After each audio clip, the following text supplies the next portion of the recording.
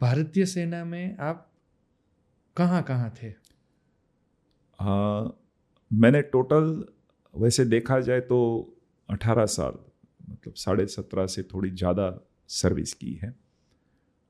और मेरे सर्विस के दौरान मैं 21 RR राष्ट्रीय राइफल्स, जो कि कश्मीर में है, बहुत तगड़ा रोल है उसका, वहाँ पे रहा हूँ।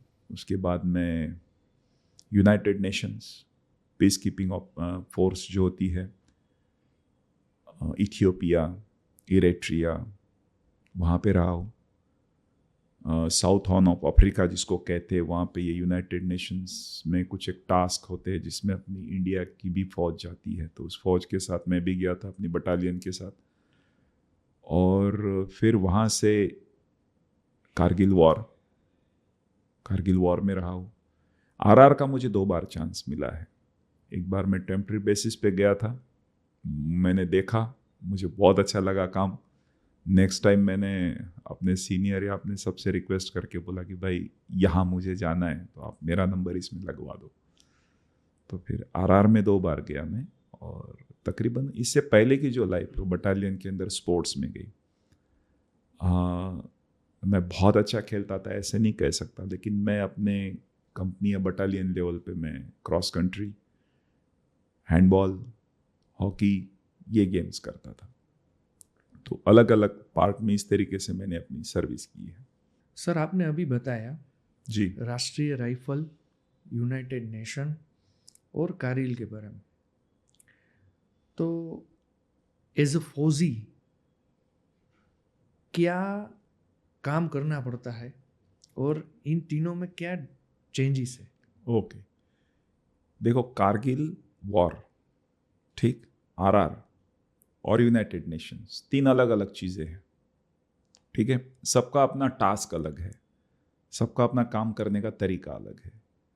तो सबसे पहले मैं आपको यूनाइटेड नेशंस की छोटी सी एक झलक बताता हूँ कि यूनाइटेड नेशंस क्या होता है कि किसी भी कंट्री में अगर कोई प्रॉब्लम चल रहा है, ठीक है, तो यूनाइटेड नेशंस क्या करता है कि कुछ एक देशों की आर्मी को टास्क देता है, ठीक, कि भाई आप अपने देश से इतने लोग, इतने इस देश से सॉरी इतने सोल्जर्स, इस देश से इतने सोल्जर्स, आपकी टीम्स भेजिए, आप सब मिलके उस देश में जाइए और उस देश में उस देश में जाके शांति को बनाए रखना है ताकि दोनों आपस में ना लड़े। ये यूनाइटेड नेशंस का काम होता है।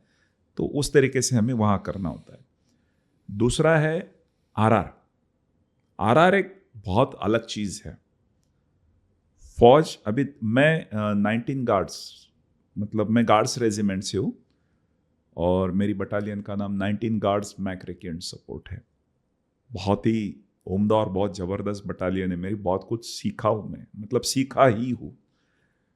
और सभी गार्ड्स बटालियन में से थोड़े थोड़े सोल्जर्स को निकाल के या एक बटालियन बनाई गई है, उसका नाम है 21 RR, जो कि कश्मीर में है, श्रीनगर से आगे है।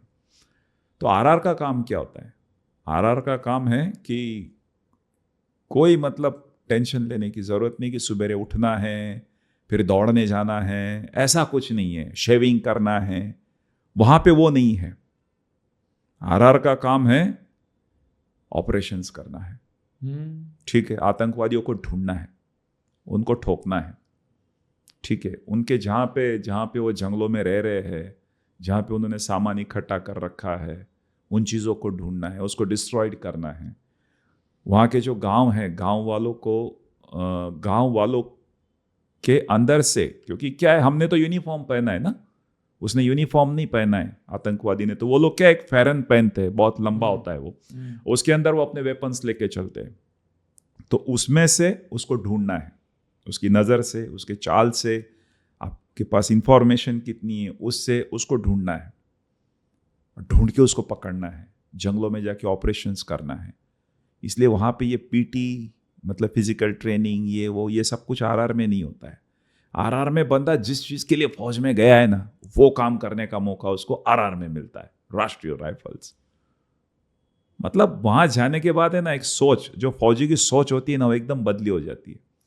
अब जब वो काम करना शुरू करता है ना, तब उसको मज़ा आता है। भाई अब आई है AK-47 हाथ में, अब इसका सही इस्तेमाल करूंगा मैं।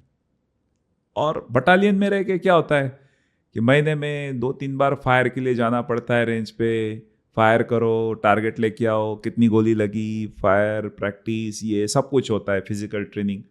वहाँ वो कुछ नहीं होता है। वहाँ पे शाम हुई, ऑपरेशन लॉन्च। अब वो ऑपरेशन का कोई टाइमिंग नहीं होगा, या तो ऑपरेशन 12 घंटे का है, या तो 42 आवर्स का है, या 72 आवर्स का है। और टीम अगर मजबूत है तो वो बोलती भाई जब तक कील नहीं मिलेगा तब तक वापस नहीं आएंगे। हर बार कील मिलता है ऐसा है ही नहीं, लेकिन आरआर का जो काम है कि भाई देखो अभी यहाँ से जितने भी सिविलियंस जम्मू से श्रीनगर की तरफ मूव करते हैं, तो आरआर की बटालियन पहले आरओपी करती है, रोड ओपनिंग पार्टी होती है। सुबेरे 3:30 बजे वो लोग जग जाते हैं पूरे फौजी, और जग के फिर रोडों पे सर्च करते कि मिलिटेंट्स ने कहीं पे आईडी तो नहीं रखा है, रोड के नीचे कुछ दबा के तो नहीं रखा है। और फिर वो पूरा रोड जिसको जितना जितना टास्क होता है वो रोड को चेक करते जाते माइन डिटेक्टर से, और फिर अपनी फौज को खड़ा करते जाते कि भाई अब कोई बाहर से कोई ना आए इस रोड को डिस्टर्ब करने के लिए। उसके बाद वो रोड ओपन होता है फौज के लिए और सिविलियंस के लिए। तकरीबन जम्मू से लेके श्रीनगर तक ये 290 किलोमीटर का रोड है। जब से देश आज़ाद हुआ और फौज वहाँ पे एस्टैब्लिश हुई है, तब से डेली सुबेरे मॉर्निंग में 3:30 बजे से लेके सुबेरे 7-8 बजे तक फौज का जवान उस रोड को क्लियर करता है। उसके बाद सिविलियंस और फौज की गाड़ियां उस रोड पे चलती है एवरी डे। कोई त्योहार नहीं, कोई फेस्टिवल नहीं, कोई छुट्टी नहीं, कुछ नहीं। करना है मतलब करना है। अपनी अपनी आरआर का वो टास्क होता है। वहाँ पे अलग अलग तरीके की फोर्स है, सबका अलग अलग काम दिया गया है और वो उनको डेली करना होता है। तभी जाके सिग्नल आता है कि भाई आरओपी लग चुकी है, रोड ओपनिंग हो चुकी है। उसके बाद गाड़ियाँ चलना शुरू होती है, जम्मू से श्रीनगर की तरफ ऊपर, लेह की तरफ, और लेह और श्रीनगर से नीचे जम्मू की तरफ। और आरआर में क्या है कि तकरीबन आरआर में ऐसे बैरिक्स वगैरह बहुत कम होते हैं। कंपनी अगर जंगल में पड़ी है तो वहाँ हाइड आउट्स है, वहाँ कोई ऐसा मकान नहीं बना हुआ है, आपको हाइड आउट्स के अंदर रहना पड़ता है। टेम्पररी हाइड आउट्स बनाती है फौज फटाफट कि भाई कंपनी यहाँ सेट करनी है, चलो शुरू। खड्डे खोदेंगे, लकड़ियाँ बिकड़ियाँ लगाएंगे, साइड से ऊपर से लकड़ी डालेंगे, प्लास्टिक डालेंगे, मिट्टी डालेंगे, कैमोफ्लाइज करेंगे, और अंदर फौज रहेगी। और वहाँ 2-2 साल फौज रहती है, और वहाँ से निकल के रात को सीधा ऑपरेशंस में ही जाना है। हर जंगल में कंपनियां हैं, जंगल, रोड, सिटी, गांव, सबको फौज ने वहां संभाल रखा है। ये आरआर का मेन टास्क है। और कारगिल एक अलग चीज है।